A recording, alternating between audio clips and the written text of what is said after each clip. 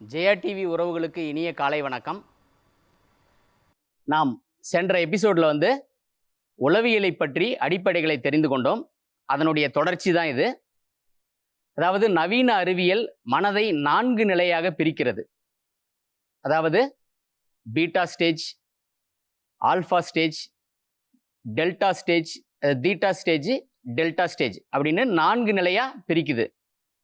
இதை நம்ம யோக அறிவியல்ல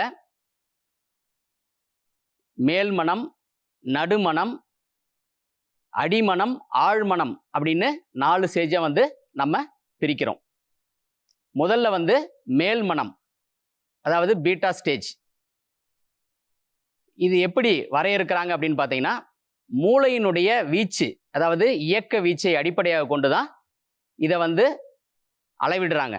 அதாவது மேல்மனமா நடுமனமா அப்படிங்கன்னு நம்ம டிஃபைன் பண்ணுறாங்க.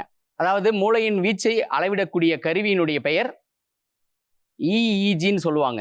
அதாவது எலக்ட்ரோ என்ஃப்ளோகிராம். இந்த கருவியினுடைய வீச்சை வச்சு தான் இந்த மனதினுடைய நிலைகளை பிரிக்கிறாங்க. அதாவது 14 அண்டு எபோவ், அதற்கு மேல் இந்த EEGயினுடைய அளவு இருந்தால் மேல் மனம் இயங்குவதாக அர்த்தம். அதாவது மேலோட்டமான மனநிலை, எண்ணங்கள் நிறைய ரொம்ப கசகசன்னு மனம் ஓடிக்கிட்டே இருக்கும். எண்ணங்கள் வீச்சு அதிகமாக இருக்கும். இந்த மனநிலைப்படி தான் நம்ம சாதாரண மனிதர்களினுடைய வாழ்க்கை அமைகிறது. 50% மக்கள் இந்த மேல் மனதோடையே வாழ்ந்து இறந்து விடுகிறதாக ஒரு ஆய்வு சொல்லுது. சரி, அடுத்தது நடுமனம். இந்த EEGயினுடைய அளவு 7 to 14 எண்ணிக்கையில் அந்த அளவில் இருக்கும்போது நடுமனம் இயங்குது. அதாவது ஆல்ஃபா ஸ்டேஜ்னு சொல்லுவாங்க. அதாவது எண்ணங்கள் சிறிது குறைந்த நிலை, எண்ண ஓட்டங்கள் கொஞ்சம் கம்மியாக இருக்கும். இப்படிப்பட்ட மனிதர்கள் எந்த மாதிரி இருப்பாங்கன்னு பார்த்தீங்கன்னா, சாதாரண மனிதர்கள் செய்யக்கூடிய வேலையும் செய்வாங்க, சில அற்புதமான விஷயங்களையும் செய்வாங்க. இரண்டிற்கும் இடைப்பட்ட நிலை இது, இந்த ஆல்ஃபா நிலை. 30% மக்கள் உலகத்தில் இந்த நிலையில் வாழ்வதாக சொல்கிறார்கள். அடுத்தது அடிமனம். இந்த EEGயினுடைய அளவு 4 to 7 எண்ணிக்கைக்குள் வரும் பொழுது இந்த அடிமனம் இயங்குகிறது.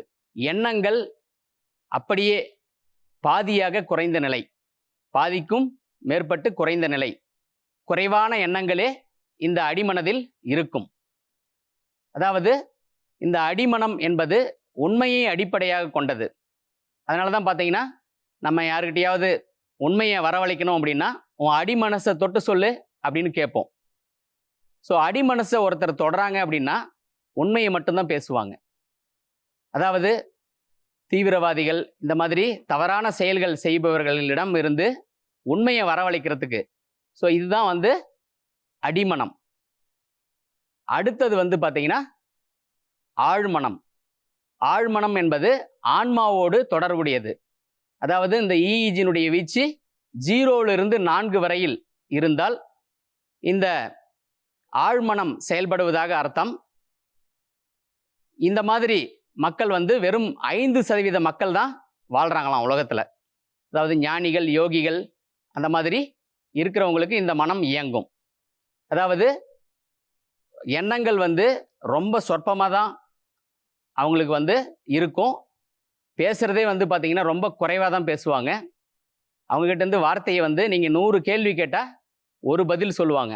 அந்த ஒரு பதிலில் அந்த 100 கேள்விக்கான ஆன்சர் இருக்கும். அந்த மாதிரி ரொம்ப செலக்டிவாக தான் பேசுவாங்க அவங்க. ஏன்னா அவங்க மனமே ரொம்ப குறைவாக தான் இயங்கும். சில டைமில் 0 ஸ்டேட் மைண்டு கூட போவாங்க. ஸோ அப்போ மனமற்ற நிலையில் இயங்குவாங்க. இது ஆழ்மனதோடு தொடர்புடையது இந்த ஆழ்மனம். இந்த மாதிரி மனதினுடைய நிலைகள் 4 நிலையாக பிரியுது. ஸோ அடுத்த எபிசோடில் நம்ம உணர்வுகளை பற்றி தெரிஞ்சுக்கலாம். இன்னும் ஒரு சூட்சமமான உணர்வுகளை பற்றி நம்ம தெரிஞ்சுக்கலாம். இப்போ இன்னைக்கு ஒரு மூச்சு பயிற்சி கற்றுக்க போகிறோம். அந்த மூச்சு பயிற்சி பார்த்தீங்கன்னா நாடி சுத்தி பிராணாயாமம். இப்போ இந்த மனதை தூய்மைப்படுத்தணும். முதல்ல தூய்மைப்படுத்தணும். அதை ஆள்வது அடுத்தது தான். அதுக்கு தான் இந்த நாடி சுத்தி மூச்சு பயிற்சி. நாடி சுத்தி பிராணாயாமம் சொல்லுவாங்க. ஸோ இந்த நாடிகளை வந்து நம்ம தூய்மைப்படுத்தணும். உடலில் உள்ள 72,000 நாடிகளும் தூய்மை அடைகிறது. அதே மாதிரி ரத்தம் வந்து பியூரிஃபை ஆகும். இந்த நாடி சுத்தி பிராணாயாமம் எப்படி செய்யறதுங்கிறத இப்போ கற்றுக்கலாம். முதல்ல இடது கையில் சின்முத்திரை வச்சுக்கலாம்.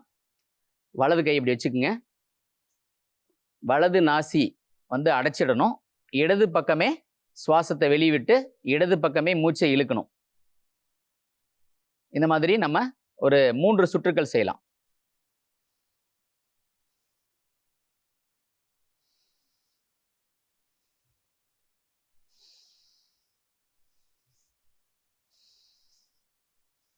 இப்ப இடது நாசியை அடைச்சிக்கிட்டு பிங்களை சுவாசம் செய்யலாம். அதாவது நாடியை சுத்தப்படுத்துறது.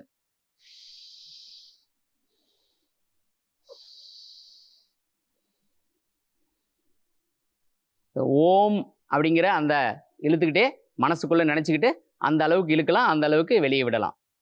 இப்ப நடுநாடியை சுத்தப்படுத்துறது. கையில பாருங்க நாசாக்கர முத்திரை இந்த மாதிரி வச்சுக்கலாம். இப்படி முகத்துக்கு நேரம் வச்சுக்கிட்டு இது வந்து இப்படி இயக்கிறது. மூச்சை வந்து இடது பக்கம் இழுத்து வலது பக்கமும், வலது பக்கம் இழுத்து இடது பக்கமும் விடுறது. நம்ம ஏற்கனவே கற்று இருக்கிறோம். மறுபடியும் இப்போ செய்யலாம். வலது பக்கம் நாசி அடைச்சிட்டு இடது பக்கம் மூச்சை வெளியே விட்டு இடது பக்கம் மூச்சை இழுத்துக்கணும். இப்போ இந்த இடது பக்கம் நாசி அடைச்சிட்டு வலது பக்கம் விடணும்.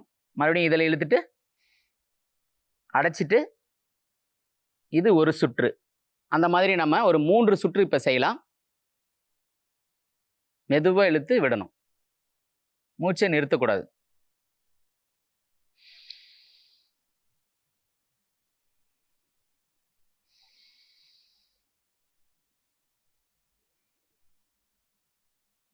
இந்த பயிற்சியை வந்து பார்த்தீங்கன்னா ஒரு 5லிருந்து 7 நிமிடம் தொடர்ச்சியாக செய்யணும்.